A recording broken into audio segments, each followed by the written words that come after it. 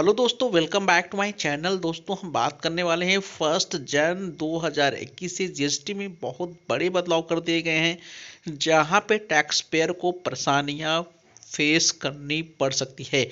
तो दोस्तों, बिल्कुल जो रूल्स में अमेंडमेंट किया गया है, ये जानना आप लोग के लिए बेहद जरूरी है, जिससे आप ऐसी गलती ना करें जिससे आप परेशानी में पड़ सकते हो। तो चलिए दोस्तों, वीडियो को यहीं पे शुरू कर लेते हैं। चैनल पे अगर आप लोगों ने फर्स्ट टाइम विजिट किया है तो चैनल को सब्सक्राइब कर लीजिएगा, बेल आइकॉन को दोस्तों हिट कर लीजिएगा। सारे लेटेस्ट इन्फॉर्मेटिव वीडियो यहाँ पे आप सभी को मिलता रहेगा।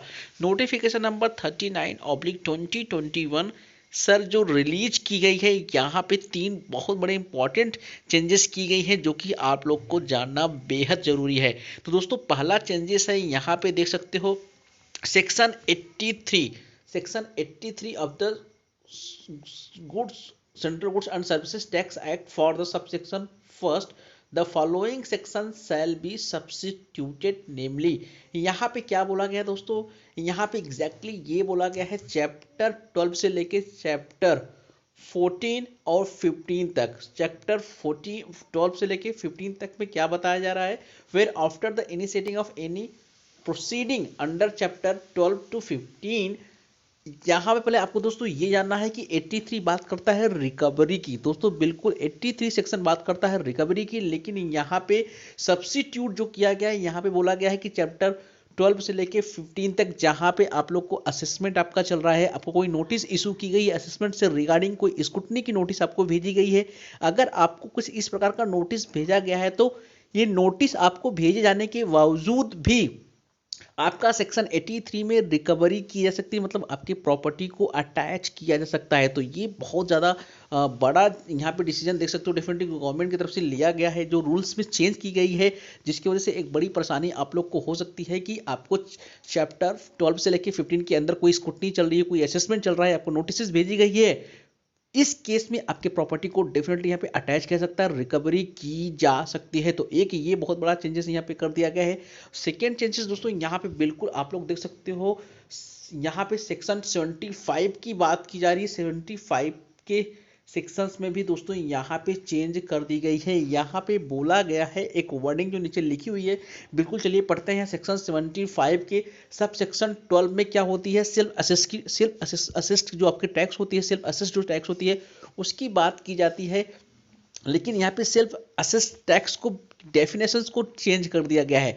दोस्तों पहले क्या होता, जो आपका सेल्फ असिस्ट होता था आप भर देते थे, लेकिन यहाँ पे जो डेफिनेशंस को चेंज किया गया है, for the purpose of this sub section the expression self assessment tax shall include the tax payable in respect of details of outward supply furnishing under section 37 but not included in the return furnished under section 39। इसका कहने का मतलब दोस्तों क्या है, ये जानना बेहद जरूरी है। जो सेल्फ असेस टैक्स के डेफिनेशन को चेंज कर दिया गया है, यहाँ पे दोस्तों बोला गया है बिल्कुल कि अगर दोस्तों आप जीएसटीआर 1 फाइल करते हो, दोस्तों जीएसटीआर 1 आपने फाइल किया और आपका जीएसटीआर 1 के अंदर, दोस्तों 1 के अंदर आपने 50,000 की अपनी लाइबिलिटी अगर डिक्लेयर की है, और 3B के अंदर दोस्तों अगर आपने 40,000 की लाइबिलिटी डिक्लेयर कर दी है, तो ये 10,000 रुपये की जो डिफरेंसेस है ये आपकी लाइबिलिटी मानी जाएगी और आपको बिल्कुल पेमेंट करना पड़ेगा। मतलब सेल्फ असेस टैक्स की डेफिनेशन को बिल्कुल चेंज कर दिया गया, उसमें जीएसटीआर 1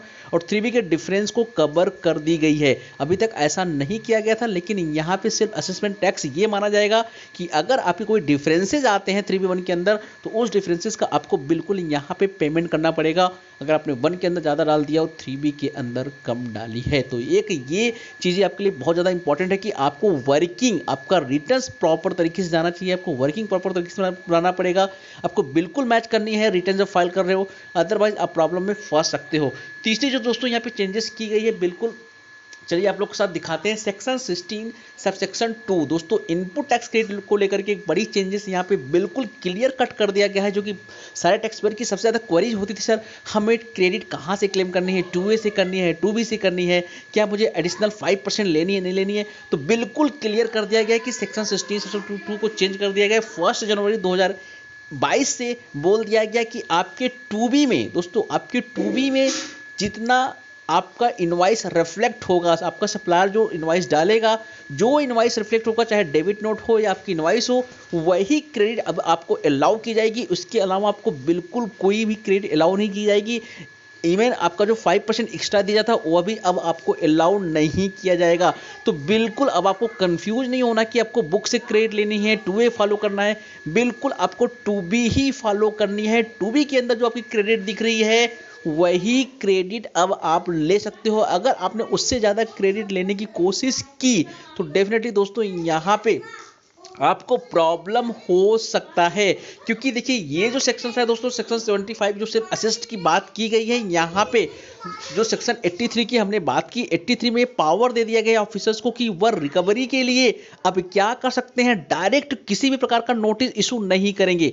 जरूरी नहीं है कि आपको नोटिस ही इशू हो, आपको नोटिस भी इशू नहीं होगा, डायरेक्टली और रिकवरी के लिए आपके घर भी पहुंच सकते हैं। ये पावर 2022 से 1 जनवरी 2022 से सारे ऑफिसर्स को दे दी गई है। चाहे आपका नोटिस आपको इशू किया गया हो, आपका असेसमेंट चल रहा है, आपको स्क्रूटनी चल रही है, या कोई नोटिस इशू नहीं भी हुआ होगा, फिर भी आपसे रिकवरी के लिए वो आपके घर पहुंच सकते हैं। तो इन सब चीज़ों को देखते हुए आपको बिल्कुल बड़ी सतर्कता के साथ अपनी रिटर्न अब बनानी पड़ेगी, अपनी वर्किंग प्रॉपर बनानी पड़ेगी, रिकंसिलेशन करना पड़ेगा, आपका मिस मैचिंग नहीं होनी चाहिए। बहुत सारी चीज़ें आपको बिल्कुल ध्यान में रखते हुए करनी होगी। 1 जनवरी 2022 से आपको बिल्कुल प्रॉपर तरीके से वर्किंग रिटर्न फाइल करनी पड़ेगी। चलिए दोस्तों, मिलते हैं फिर नए वीडियो के साथ, तब तक के लिए जय हिंद, जय Bharat. Thank you for watching.